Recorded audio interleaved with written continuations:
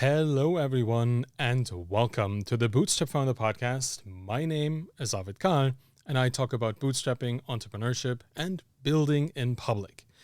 This episode is called Should Freelancers Offer Free Trials? Recently, I have gotten a lot of offers from freelancers and consultants to do some work for me for free. And in an ideal world, we would offer our services to a prospect and then they'd gladly pay for them, but the reality is quite different. Many freelancers have a hard time finding clients, and some have come up with a way of making that easier. The idea here is very simple. They help me out for a few days, I get to see their work, and then they ask for compensation for future assistance. It's pretty much the 7-day free trial version, but for freelancers. And this approach comes with several advantages.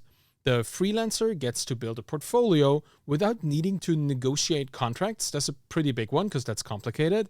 Then the freelancer forges connections with interesting people, supposedly, and they can share their approach in public and attract more prospects.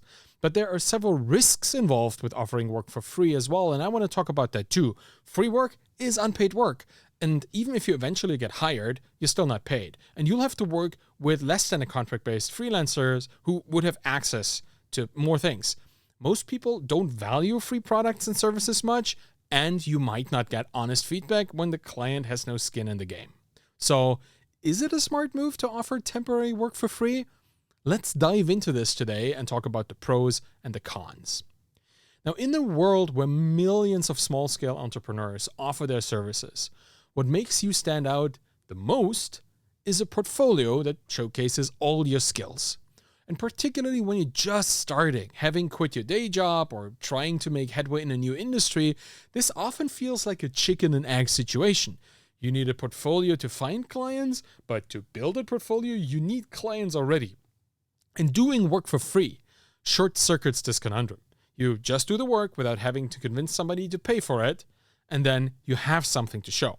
And in the spirit of permissionless apprenticeship, you don't even need your client to agree to anything beforehand. I've had people send me their excellent work in DMs, designs or text fragments, social media strategies, which then later led to more long-term engagements between us. And for those freelancers, just creating the work left them with something they could share with other future prospects. At that point, you're effectively building a proof of your freelancing ambition and skill, a treasure trove of content and often reusable frameworks. Now, of course, doing all of this for free has the major and very obvious drawback of not making you any money. In the short term, this might make sense. It might feel okay because you're effectively spending your time marketing your services instead of spending money on advertisements or other marketing efforts. You pay with your time. And that's a perfectly reasonable approach if you actually end up with several clients after doing this for a while. But the risk here is that you burn your time on a service that people enjoy for free, but are not willing to pay for once you ask for compensation. So remember, it's supposed to be a free trial of a service, not a free service. You will need to convert prospects into clients eventually. And one of the most important things to be adamant about is to have a highly limited time frame for your free trial. Depending on the kind of service and how quickly potential customers can see results, you need to set a limit that allows your prospect to evaluate your output and its impact, and then not work for free a day longer. You can say, I have spent the week creating content for your social media presence now. Your growth is up 50% compared to before. Here's my contract. This is how it should go. I know this feels forceful and maybe even aggressive, but you will have to muster that courage at that point, because otherwise people will gladly keep taking your work for free. Now, the fact that it's free and no strings attached, well, that makes it extremely interesting to just try out for anybody. And with that, you can get access to exciting people in your industry and in your field. It often just takes a few cold DMs on Twitter to get some initial interest. After all, most Twitter users get a lot of DMs in which someone asks something of them, but very few come with a freebie. You'll stand out just by not putting them in a situation where they have to say no to something that somebody else wants. It's effortless to say yes to free. And one phrase that always got me was, there are no strings attached. You can do with the work whatever you want, And after a few days, let's just revisit if this works for you, and if not, no problem. This is the highest performing sales pitch that you can employ, at least with me. Works every time. And it will get your foot in the door with people you want to work with. All the people that chose me as their permissionless mentor, well, they still have a great relationship with me. We often chat. If they need help, I help. And even when I decided not to use their service, I'm still there. And instead, I often suggest other prospects for them. I just introduced them to my peers who I consider a better fit. So it worked out. And this is classic relationship building. As a freelancer, you show that your clients can trust you, and that trust is carried throughout the relationship network for you for free, essentially. But this kind of trust is limited. No contract means no security for either party.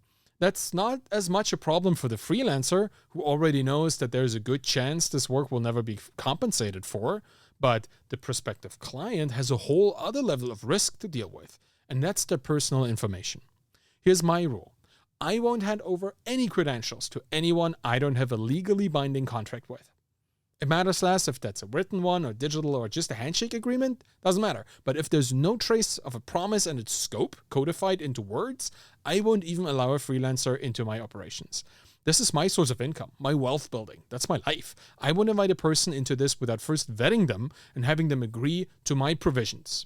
And knowing this, you have a few options. First, you could just deal with it and make use of the information you get. If you're helping somebody build a Twitter audience, you might not be able to tweet on their behalf, you might not be able to log into their account, but you can draft their tweets for them in a Google Doc or a Notion document. That's good enough sometimes. Alternatively, you can craft a contract that spells out your work and its limitations, and your prospect will actually consider this as a professional approach to a professional relationship. And this projects confidence. It won't be enough to say, oh, it'll be fine, I promise. Trust is slowly built and quickly lost. So offer ways for that trust to grow by being preemptive about it. Concerns and reservations can be taken care of in a contract that you present. And the more you do this, the more people will start noticing. And if you make a point of documenting your journey in public, you can create a very interesting funnel there. Many creators want to help and empower their peers.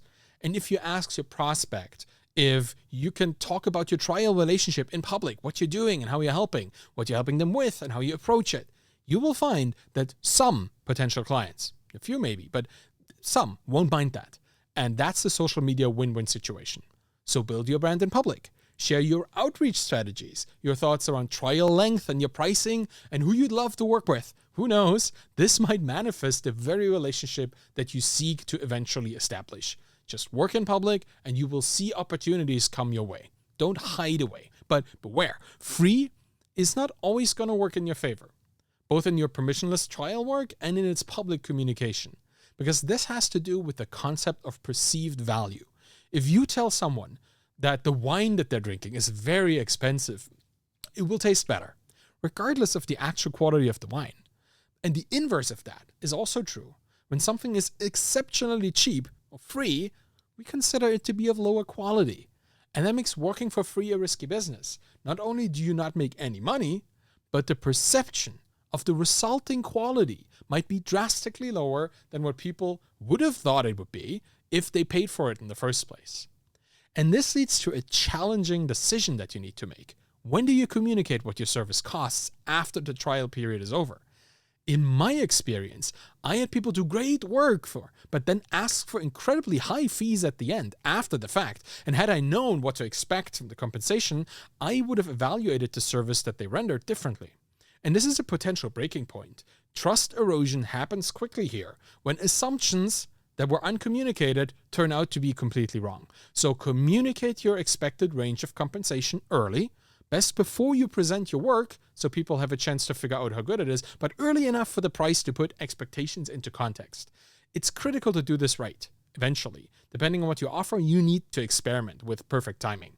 What matters most is that your prospect always understands that your free work is a little taste.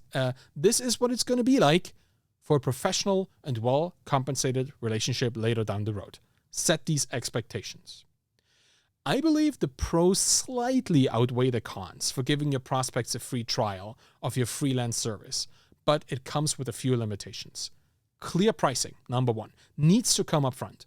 Leaving this to the end just erodes a precious connection with a potential client and can only lead to confusion.